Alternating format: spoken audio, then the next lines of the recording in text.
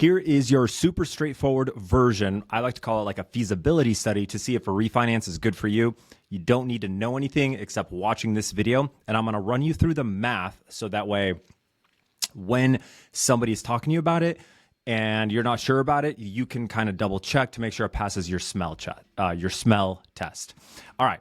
Basic loan or a basic mortgage statement right here. Let me show you a couple things that are really important about it. Your mortgage payment right here. This guy's mortgage payment is, let's just call it $4,000 a month. Another important thing to notice right here on the mortgage statements. By the way, all mortgage statements will generally have the same information on it. They'll just have it in different areas. So you just got to look around, but it should flow this way no matter what.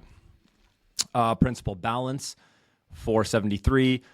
Good to know right now. And then, of course, escrow balance. Okay, escrow balance. So in case you don't remember, but when you bought your property, you had closing costs, right? Well, 90% of those closing costs are property taxes and insurance, right? So like you got to pay 6-7 months of property taxes up front. You got to homeowners insurance comes in 1-year policies, right? So you got to pay that up front. It goes into a bucket. You funded that bucket originally. And if you look here on the screen and you see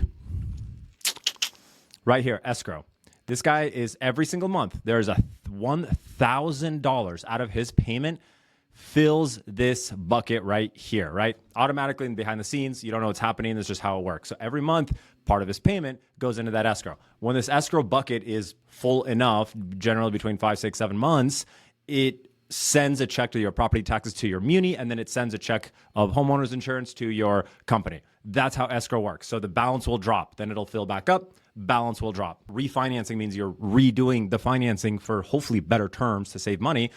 When you redo that process, this escrow account closes. It's done. It all happens in the background. And what happens is you get mailed this check. Whatever this amount is, within 30 days, you're going to get that amount. Probably depends on where you live, but in our area, it's 30 days. You get that check, all right? So that's important to know because the way this refinance could be structured is something like this. And obviously the rate's important to know because you want to be a lower rate. Generally, if you have a good strategy, 0.5% like makes sense to start looking. An entire point is like a no-brainer. So what are we doing here? So I know for a fact that this is a fourplex. So let's draw it out right here, which are the best properties to refinance. He lives, in one unit here, and then he collects 1, 2, 3 properties in rent, which his rent also totals, I think, around $4,000. So he is running is awesome. This is a deal that we, I think, built last year.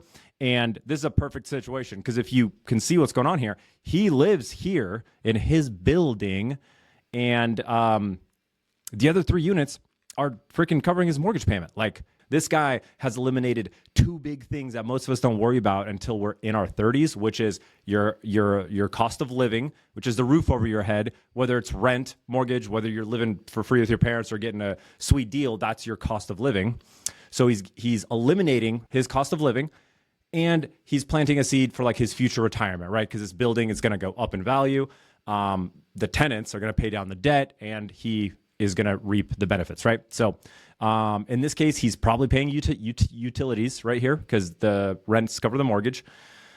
And that's about it, right? So it's a great deal overall. And so, okay, so how this refinance would potentially be structured is this is a streamline. By the way, this works for this idea works for all loans. This specifically is an FHA loan, which is common in our area.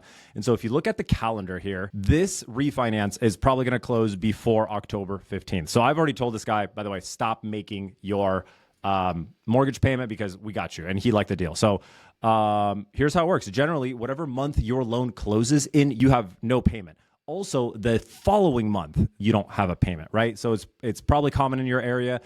If you close at the end of October, you only get the end of October and November with no mortgage payment. If you close at the beginning of October, you still only get all of October and November with no mortgage payment. Your first payment after you do something like this is going to be in December. In this case, we're in September right now. So he's going to skip 2 months of payments, right? So his payment's $4,000. So $4,000 that he does not have to pay because he's doing this refinance in October, plus another $4,000 that he's not having to pay in November. And the reason that a lot of this is because interest is paid in arrears. You are paying the interest for that month, but nothing else. And it's just kind of benefit of multifamilies, and purchasing and skipping 2 months of mortgage payment is like massive. So we always recommend it. And so my freaking screen looks blurry here. But then also his escrow balance that I just told you about comes back to him. So plus, in this case, $23.50. We'll just round. Boom. So he's got that much money not spending so far because he is doing this refinance. In the multifamily world, he's also collecting that rent because he still owns the building and he's got no mortgage payment. So in this case, it's $4,000 a month times 2. Just because he's refinancing into a lower payment, so far within 60 days, he is going to have 18 grand in his bank account. That's huge. That's oftentimes missed right up front. Okay, so that's why it's important to understand how these mortgage statements work and how the refinances work. Okay, so we'll go over here to this other one, and this is going to be like your standard fee structure. All companies have it look a little bit different, but at the end of the day, all the information is here. It's just how it's broken up. Sometimes companies have it really confusing. Estimated value doesn't really matter here. The loan balance should be pretty close to the mortgage payment. If not, it's because of the type of loan it is. So the mortgage total loan balance is not going up. He might be hopping into a 7 or 5.7. No points. Everything between these brackets is always your closing costs. It's always like lumped into one big term, but this is literally how it looks. You have like lender fees that are generally non-negotiable on one end, some stuff for title. Oh, your appraisal. If you need an appraisal, it'll go here. Right here, you're paying your escrow again, like when you close. In this case, he's got to pay a bunch here, just how the cycles worked out here in the muni. But property taxes, 6 months. You scroll down a little bit, and you can see his monthly payment is down a little bit. And this cash to close, or this refinance right here, he would essentially need to bring about 10 grand to the closing table. Not all loans require this. This one does, and he was personally okay with it. But generally, that strikes me as a really high number in proportion to this loan amount. And the reason that's high is only because of the months homeowners insurance and property taxes paid out. Remember that escrow account? That's a bucket. Even though he's bringing 10 grand to the closing table, potentially. And I told him this is like on the high end, by the way. I would rather estimate higher than have you surprised later, right?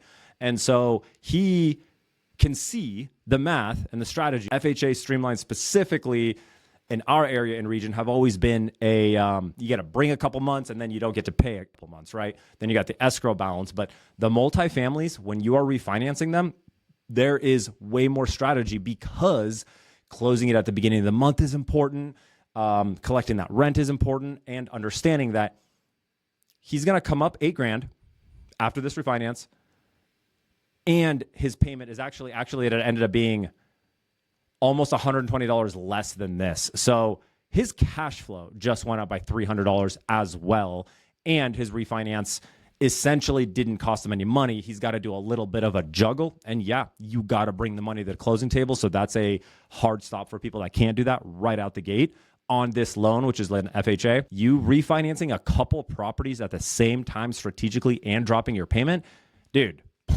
Anyways, and so the question to you is it time for me to refinance? I don't know. It really just depends on your finances, and it depends on if you're able to bring a little bit of money in this case, and if it's worth it for you. Because, some people, $100, $200, that's not a whole lot to them. Others can see that they can roll that $100 or $200 back into the payment at the very least and shave, 10 years off their loan amount. Even if you're not positive in your head, if you're like 0.5%, a whole percent, it's not worth it. It might not be. Just make sure you talk to a pro so they can kind of show you the strategy that's good in your county and that works in your county.